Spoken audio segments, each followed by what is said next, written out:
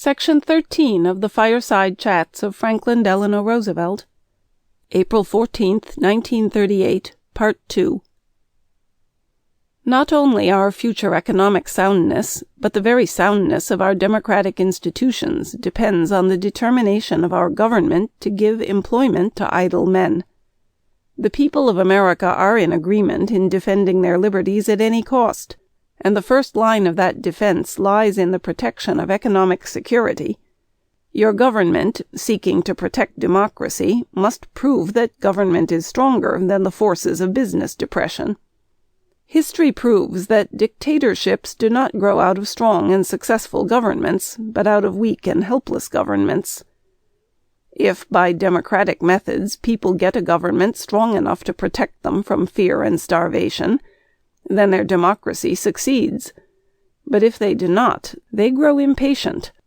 Therefore, the only sure bulwark of continuing liberty is a government strong enough to protect the interests of the people, and a people strong enough and well-informed enough to maintain its sovereign control over its government. We are a rich nation. We can afford to pay for security and prosperity without having to sacrifice our liberties into the bargain. In the first century of our republic, we were short of capital, short of workers, and short of industrial production. But we were rich in free land, free timber, and free mineral wealth. The federal government rightly assumed the duty of promoting business and relieving depression by giving subsidies of land and other resources. Thus, from our earliest days, we have had a tradition of substantial government help to our system of private enterprise. But today, the government no longer has vast tracts of rich land to give away, and we have discovered, too, that we must spend large sums of money to conserve our land from further erosion and our forests from further depletion. The situation is also very different from the old days, because now we have plenty of capital, banks and insurance companies loaded with idle money, plenty of industrial productive capacity, and many millions of workers looking for jobs. It is following tradition as well as necessity if government strives to put idle money and idle men to work, to increase our public wealth and to build up the health and strength of the people, and to help our system of private enterprise to function. It is going to cost us something to get out of this recession this way, but the profit of getting out of it will pay for the cost several times over. Lost working time is lost money. Every day that a workman is unemployed, or a machine is unused, or a business organization is marking time, it is a loss to the nation. Because of idle men and idle machines, this nation lost $100 billion between 1929 and the spring of 1933 in less than 4 years. This year, you, the people of the country, are making about $12 billion less than last year. If you think back to the experiences of the early years of this administration, you will remember the doubts and fears expressed about the rising expenses of government. But to the surprise of the doubters, as we proceeded to carry on the program which included public works and work relief, the country grew richer instead of poorer. It is worthwhile to remember that the annual national people's income was $30 billion more last year in 1937 than it was in 1932. It is true that the national debt increased $16 billion, but remember that in that increase must be included several $1 billion worth of assets, which eventually will reduce that debt, and that many $1 billion of permanent public improvements, schools, roads, bridges, tunnels, public buildings, parks, and a host of other things meet your eye in every one of the 3,100 counties of the United States. No doubt you will be told that the government spending program of the past 5 years did not cause this increase in our national income. They will tell you that business revived because of private spending and investment. That is true in part, for the government spent only a small part of the total. But that government spending acted as the trigger that set off private activity, That is why the total addition to our national production and national income has been so much greater than the contribution of the government itself. In pursuance of that thought, I said to the Congress today, I want to make it clear that we do not believe that we can get an adequate rise in our national income merely by investing and lending and spending public funds. It is essential in our economy that private funds must be put to work, and all of us recognize that such funds are entitled to a fair profit. As national income rises, let us not forget that government expenditures will go down and government tax receipts will go up. The government contribution of land that we once made to business was the land of all the people, and the government contribution of money which we now make to business ultimately comes out of the labor of all the people. It is, therefore, only sound morality, as well as a sound distribution of buying power, that the benefits of the prosperity coming from this use of the money of all the people ought to be distributed among all the people, at the bottom as well as at the top. Consequently, I am again expressing my hope that the Congress will enact at this session a wage and hour bill putting a floor under industrial wages and a limit on working hours, to ensure a better distribution of our prosperity, a better distribution of available work, and a sounder distribution of buying power. You may get all kinds of impressions in regard to the total cost of this new program, or in regard to the amount that will be added to the national debt. It is a big program. Last autumn, in a sincere effort to bring government expenditures and government income into closer balance, the budget I worked out called for sharp decreases in government spending. In the light of the present conditions, those estimates were far too low. This new program adds $2.062 billion to direct Treasury expenditures and another $950 million to government loans. The latter sum, because they are loans, will come back to the Treasury in the future. The net effect of the debt on the government is this. Between now and July 1, 1939, 15 months away, the Treasury will have to raise less than $1.5 billion of new money. Such an addition to the net debt of the United States need not give concern to any citizen, for it will return to the people of the United States many times over in increased buying power, and eventually in much greater government tax receipts because of the increase in the citizen income. What I said to the Congress in the close of my message, I repeat to you. Let us unanimously recognize the fact that the federal debt, whether it be $25 billion or $40 billion, can only be paid if the nation obtains a vastly increased citizen income. I repeat that if this citizen income can be raised to $80 billion a year, the national government and the overwhelming majority of state and local governments will be definitely out of the red. The higher the national income goes, the faster will we be able to reduce the total of federal and state and local debts. Viewed from every angle, today's purchasing power, the citizens' income of today, is not at this time sufficient to drive the economic system of America to higher speed. Responsibility of government requires us at this time to supplement the normal processes, and in so supplementing them to make sure that the addition is adequate.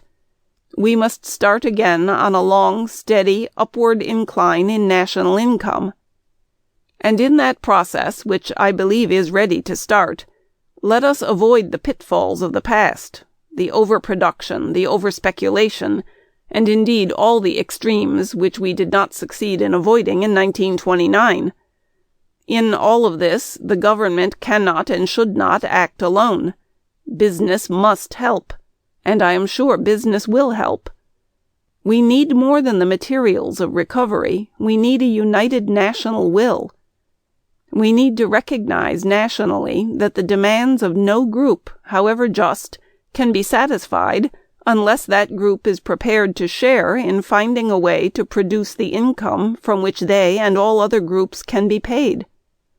You as the Congress, I as the President, must, by virtue of our offices, seek the national good, by preserving the balance between all groups and all sections.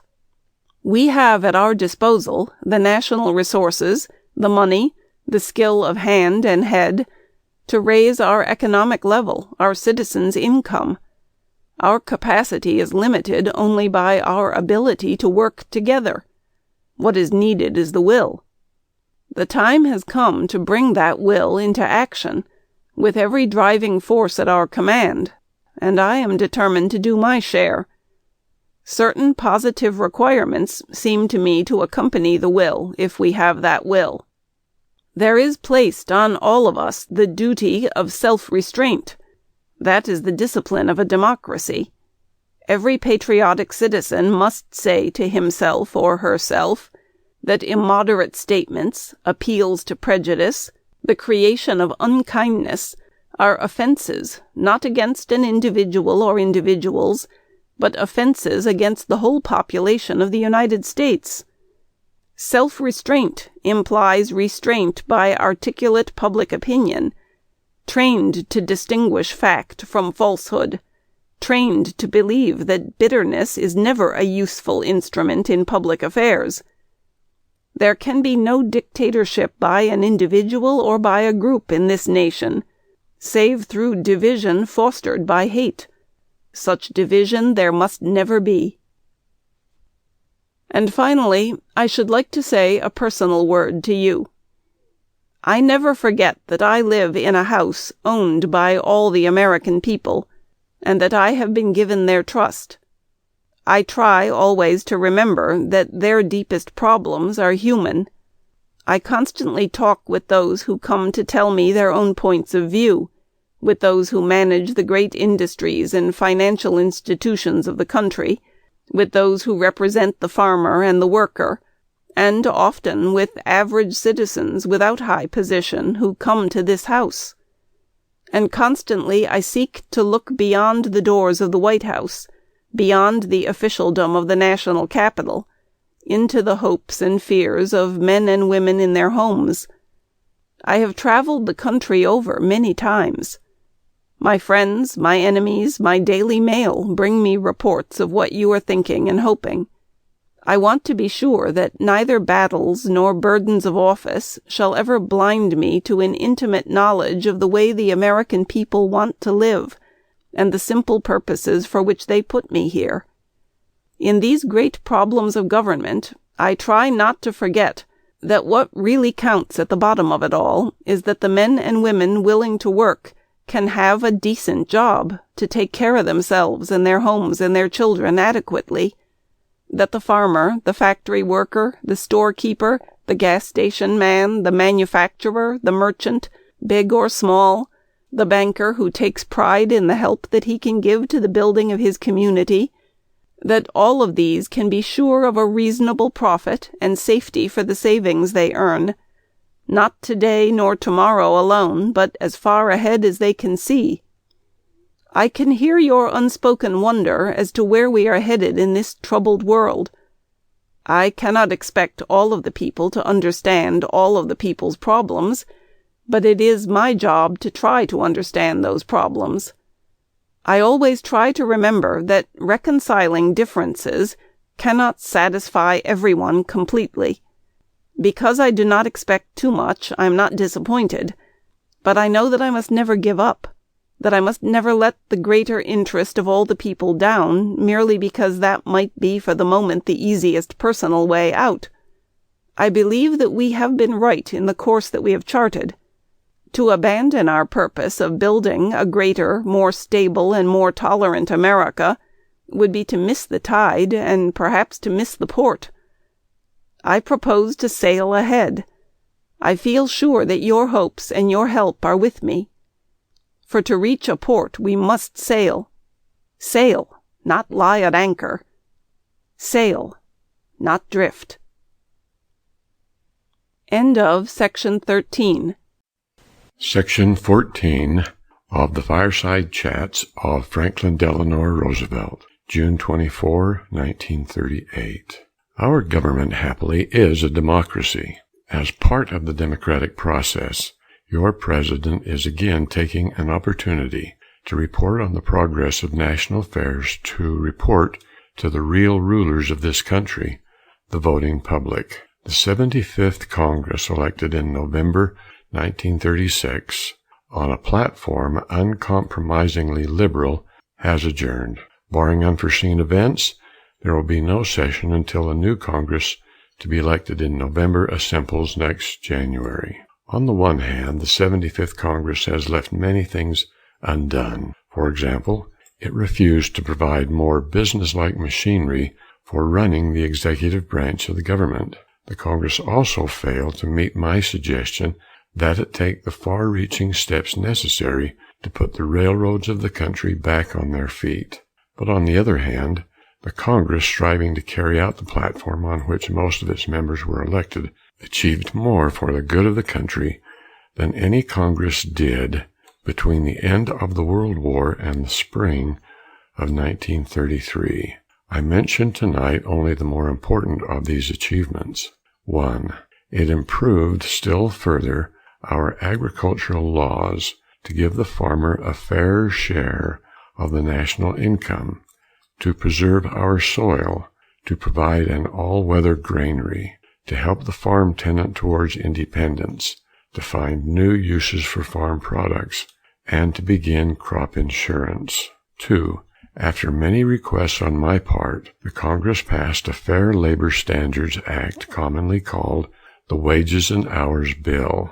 That act, applying to products in interstate commerce, ends child labor, sets a floor below wages and a ceiling over hours of labor. Except perhaps for the Social Security Act, it is the most far-reaching, the most far-sighted program for the benefit of workers ever adopted here or in any other country. Without question, it starts us toward a better standard of living and increases purchasing power to buy the products of farm and factory. Do not let any calamity howling executive with an income of $1,000 a day, who has been turning his employees over to the government relief rolls in order to preserve his company's undistributed reserves, tell you, using his stockholders' money to pay the postage for his personal opinions, that a wage of $11 a week is going to have a disastrous effect on all American industry. Fortunately for business as a whole, and therefore for the nation, that type of executive is a rarity with whom most business executives most heartily disagree. 3. The Congress has provided a fact-finding commission to find a path through the jungle of contradictory theories about the wise business practices, to find the necessary facts for any intelligent legislation on monopoly, on price fixing, and on the relationship between big business and medium-sized business and little business. Different from a great part of the world, we in America persist in our belief in individual enterprise and in the profit motive, but we realize we must continually seek improved practices to ensure the continuance of reasonable profits, together with scientific progress, individual initiative, opportunities for the little fellow, fair prices, decent wages, and continuing employment. 4. The Congress has coordinated the supervision of commercial aviation and airmail by establishing a new civil aeronautics authority, and it has placed all postmasters under the civil service for the first time in our national history. 5. The Congress set up the United States Housing Authority to help finance large-scale slum clearance and provide low-rent housing for the low-income groups in our cities. And by improving the Federal Housing Act, the Congress made it easier for private capital to build modest homes and low-rental dwellings. 6. The Congress has properly reduced taxes on small corporate enterprises and has made it easier for the Reconstruction Finance Corporation to make credit available to all business. I think the bankers of the country can fairly be expected to participate in loans where the government, through the Reconstruction Finance Corporation, offers to take a fair portion of the risk. 7. The Congress has provided additional funds for the Works Progress Administration, the Public Works Administration, the Rural Electrification Administration, the Civilian Conservation Corps, and other agencies in order to take care of what we hope is a temporary additional number of unemployed at this time, and to encourage production of every kind by private enterprise. All these things together I call our program for the national defense of our economic system. It is a program of balanced action, of moving on all fronts at once, in intelligent recognition that all of our economic problems, of every group and of every section of the country, are essentially one problem. 8. Finally, because of increasing armaments in other nations and an international situation which is definitely disturbing to all of us, the Congress has authorized important additions to the national armed defense of our shores and our people. On another important subject, the net result of a struggle in the Congress has been an important victory for the people of the United States. What might well be called a lost battle which won a war. You will remember that on February 5, 1937, I sent a message to the Congress dealing with the real need of federal court reforms of several kinds. In one way or another, during the sessions of this Congress, the ends, the real objectives, sought in that message have been substantially obtained. The attitude of the Supreme Court towards constitutional questions is entirely changed. Its recent decisions are eloquent testimony of a willingness to collaborate with the two other branches of government to make democracy work. The government has been granted the right to protect its interest in litigation between private parties involving the constitutionality of federal, and to appeal directly to the Supreme Court in all cases involving the constitutionality of federal statutes, and no single judge is any longer empowered to suspend a federal statute on his sole judgment as to its constitutionality. Justices of the Supreme Court may now retire at the age of 70 after 10 years of service. A substantial number of additional judgeships have been created in order to expedite the trial of cases, and finally, greater flexibility has been added to the federal judicial system by allowing judges to be assigned to congested districts. Another indirect accomplishment of this Congress has been its response to the devotion of the American people to a course of sane and consistent liberalism. The Congress has understood that under modern conditions, government has a continuing responsibility to meet continuing problems, and that government cannot take a holiday of a year or a month or even a day just because a few people are tired or frightened by the inescapable fast pace of this modern world in which we live. Some of my opponents and some of my associates have considered that I have a mistakenly sentimental judgment as to the tenacity of purpose and the general level of intelligence of the American people. I am still convinced that the American people, since 1932, continue to insist on two requisites of private enterprise and the relationship of government to it. The first is a complete honesty at the top in looking after the use of other people's money, and in appropriating and paying individual and corporate taxes according to ability to pay. The second is sincere respect for the need of all people who are at the bottom, all people at the bottom who need to get work, and through work to get a really fair share of the good things of life, and a chance to save and rise. After the election of 1936, I was told, and the Congress was told, by an increasing number of politically and worldly wise people, that I should coast along, enjoy an easy presidency for 4 years, and not take the Democratic platform too seriously. They told me that people were getting weary of reform through political effort and would no longer oppose that small minority which, in spite of its own disastrous leadership in 1929, is always eager to resume its control over the government of the United States. Never in our lifetime has such a concerted campaign of defeatism been thrown at the heads of the president and the senators and congressmen, as in the case of this 75th Congress. Never before have we had so many copperheads, and you will remember that it was the copperheads who, in the days of the war between the states, tried their best to make President Lincoln and his Congress give up the fight. Let the nation remain split in two and return to peace, peace at any price.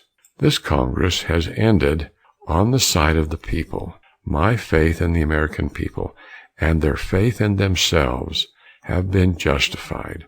I congratulate the Congress and the leadership thereof, and I congratulate the American people on their own staying power. One word about our economic situation. It makes no difference to me whether you call it a recession or a depression. In 1932, the total national income of all the people in the country had reached the low point of $38 billion in that year. With each succeeding year, it rose. Last year, 1937, it had risen to $70 billion, despite definitely worse business and agricultural prices in the last 4 months of last year. This year, 1938, while it is too early to do more than give an estimate, we hope that the national income will not fall below $60 billion. We remember also that banking and business and farming are not falling apart like the one-hoss shay, as they did in the terrible winter of 1932-1933. Last year, mistakes were made by the leaders of private enterprise, by the leaders of labor, and by the leaders of government, all three.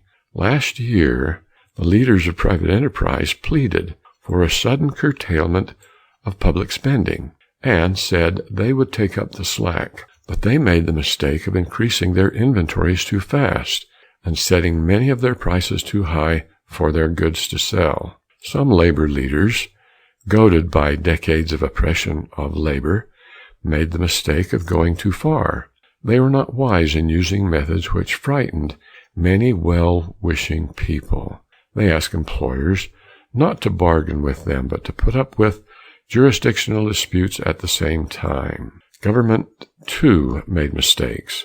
Mistakes of optimism in assuming that industry and labor would themselves make no mistakes. The government made a mistake of timing in not passing a farm bill or a wage and hour bill last year. As a result of the lessons of these mistakes, we hope that in the future, private enterprise, capital and labor alike, will operate more intelligently together and operate in greater cooperation with their own government than they have in the past. Such cooperation on the part of both of them will be very welcome to me. Certainly, at this stage, there should be a united stand on the part of both of them to resist wage cuts, which would further reduce purchasing power. Today, a great steel company announced a reduction in prices with a view to stimulating business recovery, and I was gratified to know that this reduction involved no wage cut. Every encouragement ought to be given to industry, which accepts the large volume and high wage policy. If this is done, it ought to result in conditions which will replace a great part of the government spending, which the failure of cooperation has made necessary this year. From March 4, 1933, down, not a single week has passed without a cry from the opposition, a small opposition, a cry to do something, to say something, to restore confidence. There is a very articulate group of people in this country with plenty of ability to procure publicity for their views. who have consistently refused to cooperate with the mass of the people, whether things were going well or going badly, on the ground that they required more concessions to their point of view before they would admit having what they called confidence. These people demanded restoration of confidence when the banks were closed, and demanded it again when the banks were reopened. They demanded restoration of confidence when hungry people were thronging the streets, and again when the hungry people were fed and put to work. They demanded restoration of confidence when droughts hit the country, and again now when our fields are laden with bounteous yields and excessive crops. They demanded restoration of confidence last year when the automobile industry was running 3 shifts and turning out more cars than the country could buy, and again this year when the industry is trying to get rid of an automobile surplus and has shut down its factories as a result. It is my belief that many of these people who have been crying aloud for confidence are beginning today to realize that that hand has been overplayed, and that they are now willing to talk cooperation instead. It is my belief that the mass of the American people do have confidence in themselves, have confidence in their ability, with the aid of government, to solve their own problems. It is because you are not satisfied, and I am not satisfied with the progress that we have made in finally solving our business and agricultural and social problems, that I believe the great majority of you want your own government to keep on trying to solve them. In simple frankness and in simple honesty, I need all the help I can get, and I see signs of getting more help in the future from many who have fought against progress with tooth and nail. And now, following out this line of thought, I want to say a few words about the coming political primaries. 50 years ago, party nominations were generally made in conventions, a system typified in the public imagination by a little group in a smoke-filled room who made out the party slates. The direct primary was invented to make the nominating process a more democratic one, to give the party voters themselves a chance to pick their party candidates. What I'm going to say to you tonight does not relate to the primaries of any particular political party, but to matters of principle in all parties: Democrat, Republican, farm labor, progressive, socialist, or any other. Let that be clearly understood. It is my hope that everybody affiliated with any party will vote in the primaries, and that every such voter will consider the fundamental principles for which his or her party is on record. That makes for a healthy choice between the candidates of the opposing parties on election day in November. An election cannot give the country a firm sense of direction if it has 2 or more national parties, which merely have different names, but are as alike as their principles and aims as peas in the same pod. In the coming primaries, in all parties, there will be many clashes between 2 schools of thought, generally classified as liberal and conservative. Roughly speaking, the liberal school of thought recognizes that the new conditions throughout the world call for new remedies. Those of us in America who hold to this school of thought insist that these new remedies can be adopted and successfully maintained in this country under our present form of government, if we use government as an instrument of cooperation to provide these remedies.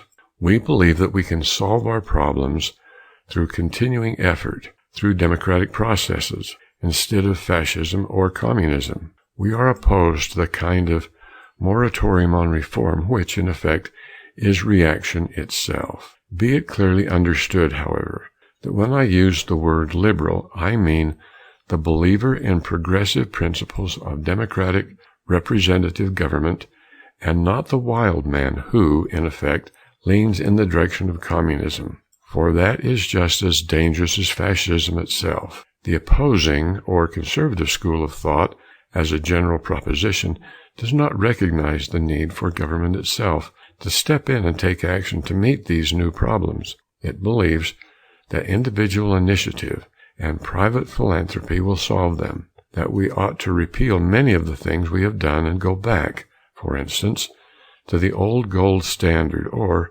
stop all this business of old age pensions and unemployment insurance, or repeal the Securities and Exchange Act, or let monopolies thrive unchecked, return in effect to the kind of government that we had in the 20s. Assuming the mental capacity of all the candidates, the important question which it seems to me the primary voter must ask is this: to which of these general schools of thought does the candidate belong?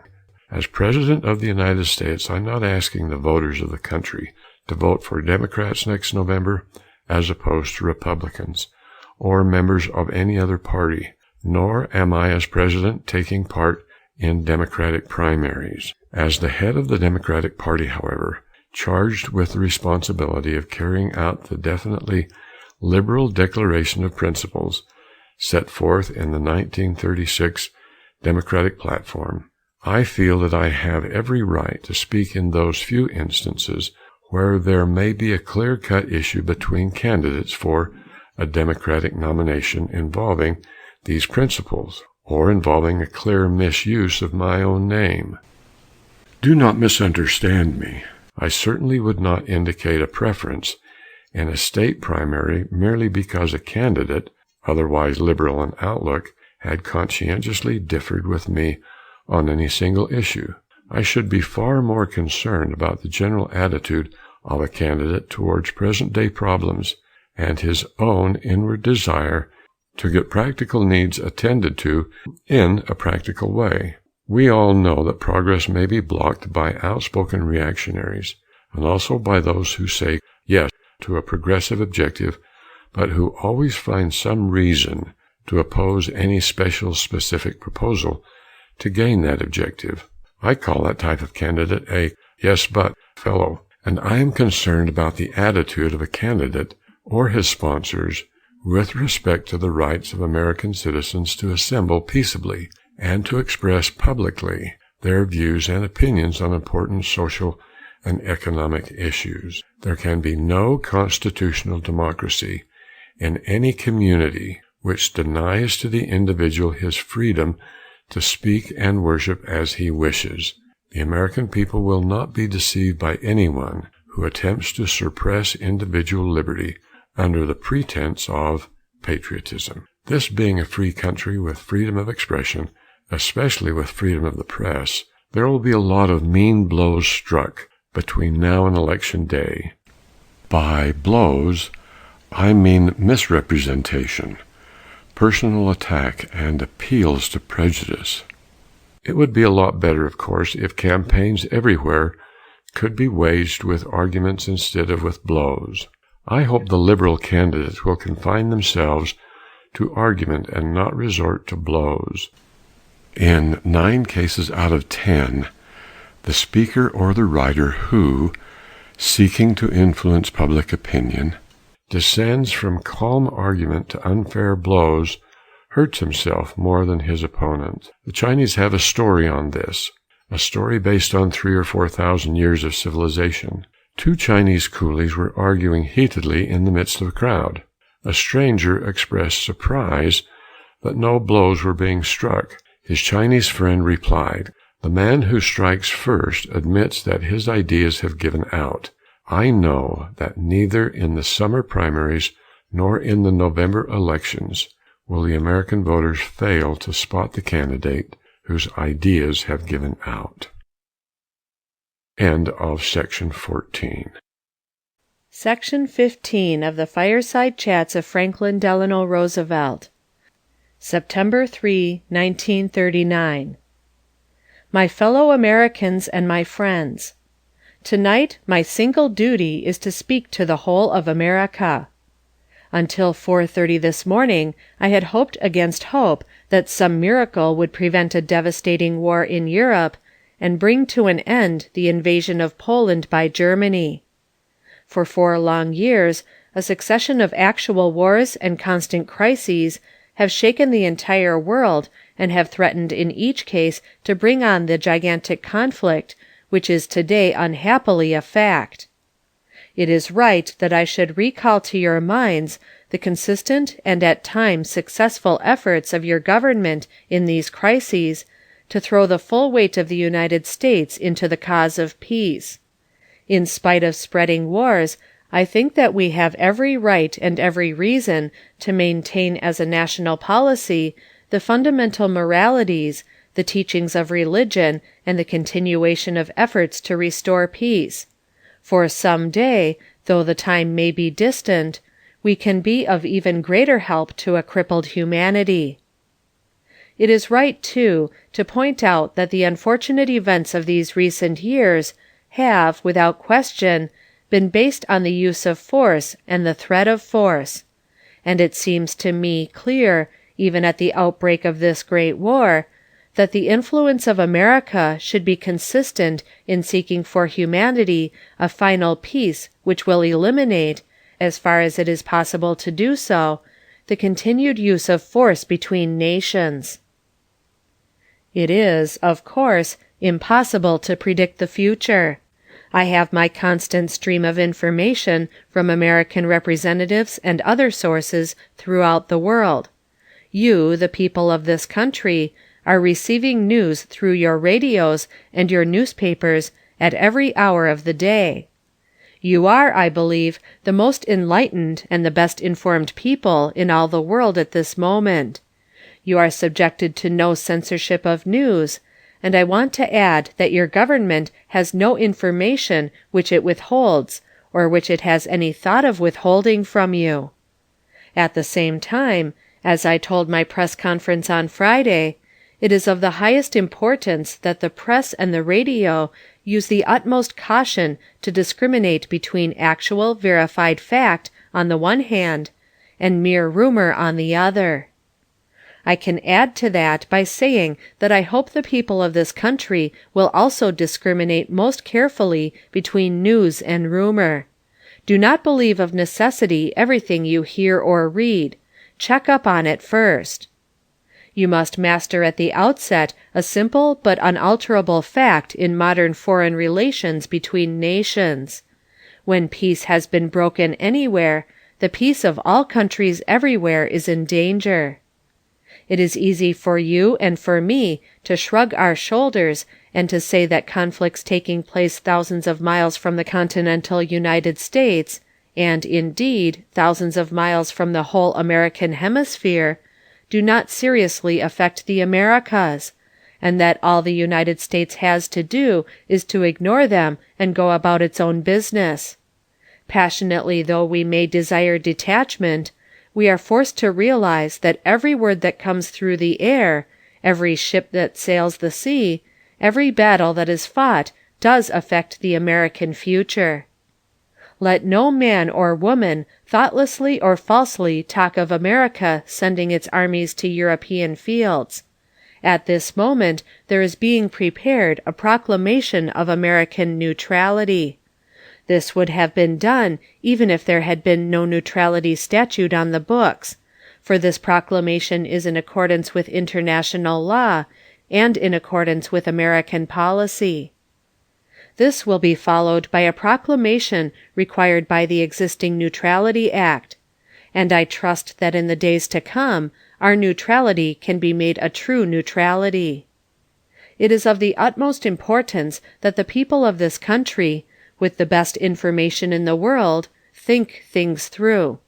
The most dangerous enemies of American peace are those who, without well-rounded information on the whole broad subject of the past, the present, and the future, undertake to speak with assumed authority, to talk in terms of glittering generalities, to give to the nation assurances or prophecies which are of little present or future value. I myself cannot and do not prophesy the course of events abroad, and the reason is that because I have of necessity such a complete picture of what is going on in every part of the world, that I do not dare to do so. And the other reason is that I think it is honest for me to be honest with the people of the United States. I cannot prophesy the immediate economic effect of this new war on our nation, But I do say that no American has the moral right to profiteer at the expense either of his fellow citizens or of the men, the women, and the children who are living and dying in the midst of war in Europe. Some things we do know. Most of us in the United States believe in spiritual values. Most of us, regardless of what church we belong to, believe in the spirit of the New Testament, a great teaching which opposes itself to the use of force, of armed force, of marching armies and falling bombs. The overwhelming masses of our people seek peace at home, and the kind of peace in other lands which will not jeopardize our peace at home. We have certain ideas and certain ideals of national safety, and we must act to preserve that safety today and to preserve the safety of our children in future years. That safety is and will be bound up with the safety of the Western Hemisphere and of the seas adjacent thereto. We seek to keep war from our own firesides by keeping war from coming to the Americas. For that we have historic precedent that goes back to the days of the administration of President George Washington. It is serious enough and tragic enough to every American family in every state of the Union to live in a world that is torn by wars on other continents. Those wars today affect every American home. It is our national duty to use every effort to keep them out of the Americas. And at this time let me make the simple plea that partisanship and selfishness be adjourned, and that national unity be the thought that underlies all others. This nation will remain a neutral nation, but I cannot ask that every American remain neutral in thought as well. Even a neutral has the right to take account of facts. Even a neutral cannot be asked to close his mind or his conscience. I have said not once, but many times, that I have seen war, and that I hate war. I say that again and again. I hope the United States will keep out of this war. I believe that it will. And I give you assurance and reassurance that every effort of your government will be directed toward that end. As long as it remains within my power to prevent, there will be no blackout of peace in the United States. End of section 15. Section 16 of the Fireside Chats of Franklin Delano Roosevelt. May 26th, 1940. Part 1. My friends, at this moment of sadness throughout most of the world, I want to talk with you about a number of subjects that directly affect the future of the United States. We are shocked by the almost incredible eyewitness stories that come to us, stories of what is happening at this moment to the civilian populations of Norway and Holland and Belgium and Luxembourg and France. I think it is right on this Sabbath evening that I should say a word in behalf of women and children and old men who need help, immediate help in their present distress, help from us across the seas, help from us who are still free to give it. Tonight, over the once peaceful roads of Belgium and France, millions are now moving, running from their homes to escape bombs and shells and fire and machine gunning, without shelter and almost wholly without food. They stumble on, knowing not where the end of the road will be.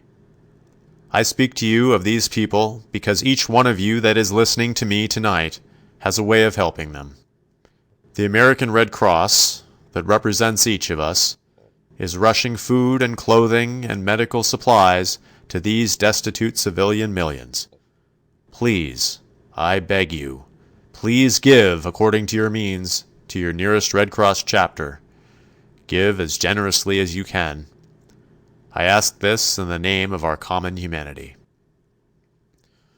Let us sit down together again, you and I, to consider our own pressing problems that confront us.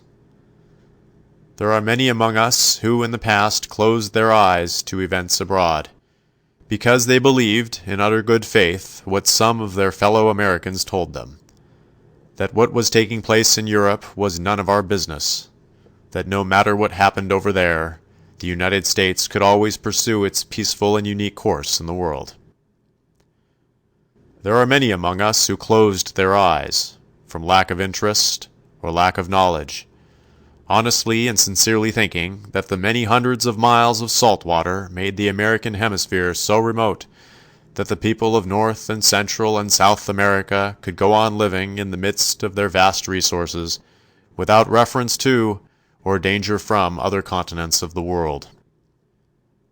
There are some among us who were persuaded by minority groups that we could maintain our physical safety by retiring within our continental boundaries, the Atlantic on the east, the Pacific on the west, Canada on the north, and Mexico on the south.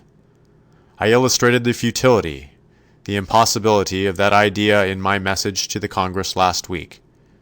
Obviously, a defense policy based on that is merely to invite future attack. And finally, there are a few among us who have deliberately and consciously closed their eyes because they were determined to be opposed to their government, its foreign policy, and every other policy, to be partisan, and to believe that anything that the government did was wholly wrong. To those who have closed their eyes for any of these many reasons, to those who would not admit the possibility of the approaching storm, to all of them the past 2 weeks have meant the shattering of many illusions. They have lost the illusion that we are remote and isolated, and therefore secure against the dangers from which no other land is free. In some quarters, with this rude awakening has come fear bordering on panic. It is said that we are defenseless. It is whispered by some that only by abandoning our freedom, our ideals, our way of life, can we build our defenses adequately, can we match the strength of the aggressors. I did not share those illusions. I do not share these fears. Today, we are now more realistic. But let us not be calamity howlers and discount our strength. Let us have done with both fears and illusions. On this Sabbath evening, in our homes in the midst of our American families, let us calmly consider what we have done and what we must do. In the past 2 or 3 weeks, all kinds of stories have been handed out to the American public about our lack of preparedness. It has even been charged that the money we have spent on our military and naval forces during the last few years has gone down the rat hole. I think that it is a matter of fairness to the nation that you hear the facts. Yes, we have spent large sums of money on the national defense. This money has been used to make our Army and Navy today the largest, the best equipped, and the best trained peacetime military establishment in the whole history of this country. Let me tell you just a few of the many things accomplished during the past few years. I do not propose to go into every detail. It is a known fact, however, that in 1933, when this administration came into office, the United States Navy had fallen in standing among the navies of the world, in power of ships and in efficiency, to a relatively low ebb. The relative fighting power on the Navy had been greatly diminished by failure to replace ships and equipment, which had become out of date. But between 1933 and this year, 1940, 7 fiscal years, your government will have spent $1,487,000,000 more than it spent on the Navy during the 7 years that preceded 1933. What did we get for this money? The fighting personnel of the Navy rose from 79,000 to 145,000. During this period, 215 ships for the fighting fleet have been laid down or commissioned, practically 7 times the number in the preceding 7-year period. Of these 215 ships we have commissioned, 12 cruisers, 63 destroyers, 26 submarines, 3 aircraft carriers, 2 gunboats, 7 auxiliaries, and many smaller craft, and among the many ships now being built and paid for as we build them are 8 new battleships. Ship construction, of course, costs millions of dollars, more in the United States than anywhere else in the world. But it is a fact that we cannot have adequate Navy defense for all American waters without ships. Ships that sail the surface of the ocean, ships that move under the surface, and ships that move through the air. And speaking of airplanes that work with the Navy, in 1933 we had 1,127 useful aircraft, and today we have 2,892 on hand and on order. Nearly all of the old planes of 1933 have been replaced by new planes because they became obsolete or worn out. The Navy is far stronger today than any peacetime period in the whole long history of the nation. In hitting power and in efficiency, I would even make the assertion that it is stronger today than it was during the World War. The Army of the United States. In 1933, it consisted of 122,000 enlisted men. Now, in 1940, that number has been practically doubled.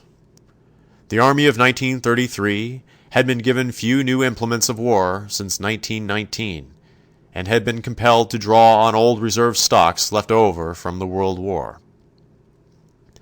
The net result of all this was that our Army by 1933 had very greatly declined in its ratio of strength with the armies of Europe and of the Far East. That was the situation I found. But since then, great changes have taken place. Between 1933 and 1940, these past 7 fiscal years, your government will have spent $1,292,000,000 more than it spent on the Army the previous 7 years. What did we get for this money? The personnel of the Army, as I have said, has been almost doubled, and by the end of this year every existing unit of the present regular Army will be equipped with its complete requirements of modern weapons. Existing units of the National Guard will also be largely equipped with similar items. Here are some striking examples taken from a large number. Since 1933, we have actually purchased 5,640 airplanes, including the most modern type of long-range bombers and fast pursuit planes, though of course many of these which were delivered 4, 5, 6, or 7 years ago have worn out through use and been scrapped. We must remember that these planes cost money, a lot of it. For example, one modern 4-engine long-range bombing plane costs $350,000. One modern interceptor pursuit plane cost $133,000. One medium bomber cost $160,000. In 1933, we had only 355 anti-aircraft guns. We now have more than 1,700 modern anti-craft guns of all types on hand or on order. And you ought to know that a 3-inch anti-aircraft gun costs $40,000 without any of the fire control equipment that goes with it. In 1933, there were only 24 modern infantry mortars in the entire Army. We now have on hand and on order more than 1,600. In 1933, we had only 48 modern tanks and armored cars. Today we have on hand and on order 1,700. In each of our modern tanks cost $46,000. There are many other items in which our progress since 1933 has been rapid, and the great proportion of this advance consists of really modern equipment. In 1933, on the personnel side, we had 1,263 Army pilots. Today, the Army alone has more than 3,000 of the best fighting flyers in the world, flyers who last year flew more than 1 million hours in combat training. That figure does not include the hundreds of splendid pilots in the National Guard and in the organized reserves. Within the past year, the productive capacity of the aviation industry to produce military planes has been tremendously increased. In the past year, the capacity more than doubled, but that capacity is still inadequate. However, the government, working with industry, is determined to increase that capacity to meet our needs. We intend to harness the efficient machinery of these manufacturers to the government's program of being able to get 50,000 planes a year. One additional word about aircraft, about which we read so much. Recent wars, including the current war in Europe, have demonstrated beyond doubt that fighting efficiency depends on unity of command, unity of control. In sea operations, the airplane is just as much an integral part of the unity of operations as are the submarine, the destroyer, and the battleship. And in land warfare, the airplane is just as much a part of military operations as are the tank corps, the engineers, the artillery, or the infantry itself. Therefore, the air forces should continue to be part of the Army and Navy. In line with my request, the Congress, this week, is voting the largest appropriation ever asked by the Army or the Navy in peacetime. And the equipment and training provided for them will be in addition to the figures I have given you. The world situation may so change that it will be necessary to reappraise our program at any time. And in such case, I am confident that the Congress and Chief Executive will work in harmony as a team, as they are doing today. End of Section 16. Section 17 of the Fireside Chats of Franklin Delano Roosevelt. May 26, 1940. Part 2. I will not hesitate at any moment to ask for additional funds when they are required. In this era of swift mechanized warfare, we all have to remember that what is modern today and up to date, what is efficient and practical, becomes obsolete and outworn tomorrow. Even while the production line turns out airplanes, new airplanes are being designed on the drafting table. Even as a cruiser slides down the launching ways, plans for improvement, plans for increased efficiency in the next model, are taking shape in the blueprints of designers. Every day's fighting in Europe, on land, on sea, and in the air, discloses constant changes in methods of warfare. We are constantly improving and redesigning, testing new weapons, learning the lessons of the immediate war, and seeking to produce in accordance with the latest that the brains of science can conceive. We are calling upon the resources, the efficiency, and the ingenuity of the American manufacturers of war material of all kinds, airplanes and tanks and guns and ships, and all the hundreds of products that go into this material. The government of the United States itself manufactures few of the implements of war. Private industry will continue to be the source of most of this material, and private industry will have to be speeded up to produce it at the rate and efficiency called for by the needs of the times. I know that private business cannot be expected to make all of the capital investment required for expansions of plants and factories and personnel which this program calls for at once. It would be unfair to expect industrial corporations or their investors to do this, when there is a chance that a change in international affairs may stop or curtail future orders a year or two hence. Therefore, the government of the United States stands ready to advance the necessary money to help provide for the enlargement of factories, the establishment of new plants, the employment of thousands of necessary workers, the development of new sources of supply for the hundreds of raw materials required, the development of quick mass transportation of supplies. And the details of all of this are now being worked out in Washington, day and night. We are calling on men now engaged in private industry to help us in carrying out this program, and you will hear more of this in detail in the next few days. This does not mean that the men we call upon will be engaged in the actual production of this material. That will still have to be carried on in the plants and factories throughout the land. Private industry will have the responsibility of providing the best, speediest, and most efficient mass production of which it is capable. the functions of the businessmen whose assistance we are calling upon will be to coordinate this program, to see to it that all the plants continue to operate at maximum speed and efficiency. Patriotic Americans of proven merit and of unquestioned ability in their special fields are coming to Washington to help the government with their training, their experience, and their capability. It is our purpose not only to speed up production, but to increase the total facilities of the nation in such a way that they can be further enlarged to meet emergencies of the future. But as this program proceeds, there are several things we must continue to watch and safeguard, things which are just as important to the sound defense of a nation as physical armament itself. While our Navy and our airplanes and our guns and our ships may be our first line of defense, it is still clear that way down at the bottom, underlying them all, giving them their strength, sustenance, and power, are the spirit and morale of a free people.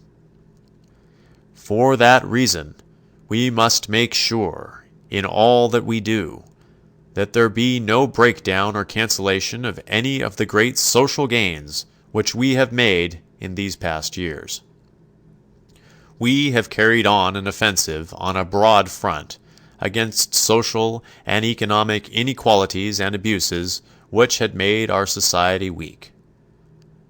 That offensive should not now be broken down by the pincers movement of those who would use the present needs of physical military defense to destroy it. There is nothing in our present emergency to justify making the workers of our nation toil for longer hours than now limited by statute. As more orders come in, and as more work has to be done, tens of thousands of people who are now unemployed will, I believe, receive employment.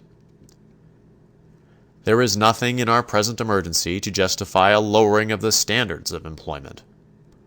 Minimum wages should not be reduced. It is my hope, indeed, that the new speed up of production will cause many businesses which now pay below minimum standards to bring their wages up. There is nothing in our present emergency to justify a breaking down of old age pensions or of unemployment insurance. I would rather see the systems extended to other groups who do not now enjoy them. There is nothing in our present emergency to justify a retreat from any of our social objectives, from conservation of natural resources, assistance to agriculture, housing, and help to the underprivileged. Conversely, however, I am sure that responsible leaders will not permit some specialized group, which represents a minority of the total employees of a plant or an industry, to break up the continuity of employment of the majority of employees. Let us remember that the policy and the laws that provide for collective bargaining are still in force. I can assure you that labor will be adequately represented in Washington in the carrying out of this program of defense. Also, our present emergency and a common sense of decency make it imperative that no new group of war millionaires shall come into being in this nation as a result of the struggles abroad. The American people will not relish the idea of any American citizen growing rich and fat in an emergency of blood and slaughter and human suffering. And, last of all, this emergency demands that the consumers of America be protected so that our general cost of living can be maintained at a reasonable level. We ought to avoid the spiral processes of the World War, the rising spiral of costs of all kinds. The soundest policy is for every employer in the country to help give useful employment to the millions who are unemployed. By giving to those millions an increased purchasing power, the prosperity of the whole nation will rise to a much higher level. Today's threat to our national security is not a matter of military weapons alone. We know of new methods of attack. The Trojan horse, the fifth column that betrays a nation unprepared for treachery. Spies, saboteurs, and traitors are the actors in this new strategy. With all of these we must and will deal vigorously. But there is an added technique for weakening a nation at its very roots, for disrupting the entire pattern of life of a people. And it is important that we understand it. The method is simple. It is, first, a dissemination of discord. A group, not too large, a group that may be sectional or racial or political, is encouraged to exploit its prejudices through false slogans and emotional appeals. The aim of those who deliberately egg on these groups is to create confusion of counsel, public indecision, political paralysis, and, eventually, a state of panic. Sound national policies come to be viewed with a new and unreasoning skepticism, not through the wholesome political debates of honest and free men, but through the clever schemes of foreign agents. As a result of these new techniques, armament programs may be dangerously delayed. Singleness of national purpose may be undermined. Men can lose confidences in each other, and therefore lose confidence in the efficacy of their own united action. Faith and courage can yield to doubt and fear.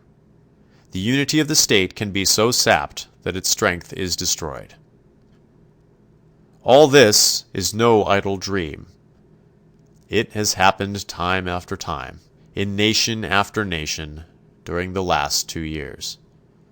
Fortunately, American men and women are not easy dupes. Campaigns of group hatred or class struggle have never made much headway among us, and are not making headway now. But new forces are being unleashed, deliberately planned propaganda to divide and weaken us in the face of danger as other nations have been weakened before. These dividing forces are undiluted poison. They must not be allowed to spread in the new world as they have in the old. Our morale and our mental defenses must be raised up as never before against those who would cast a smokescreen across our vision. The development of our defense program makes it essential that each and every one of us, men and women, feel that we have some contribution to make towards the security of our nation. At this time, when the world, and the world includes our own American hemisphere, when the world is threatened by forces of destruction, it is my resolve and yours to build up our armed defenses. We shall build them to whatever heights the future may require. We shall rebuild them swiftly, as the methods of warfare swiftly change. For more than 3 centuries, we Americans have been building on this continent a free society, a society in which the promise of the human spirit may find fulfillment. Commingled here are the blood and genius of all the peoples of the world who have sought this promise. We have built well. We are continuing our efforts to bring the blessings of a free society, of a free and productive economic system, to every family in the land. This is the promise of America. It is this that we must continue to build, this that we must continue to defend. It is the task of our generation, yours and mine. But we build and defend not for our generation alone. We defend the foundations laid down by our fathers.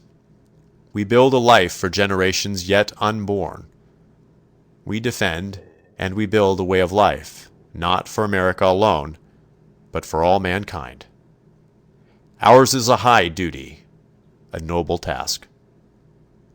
Day and night I pray for the restoration of peace in this mad world of ours.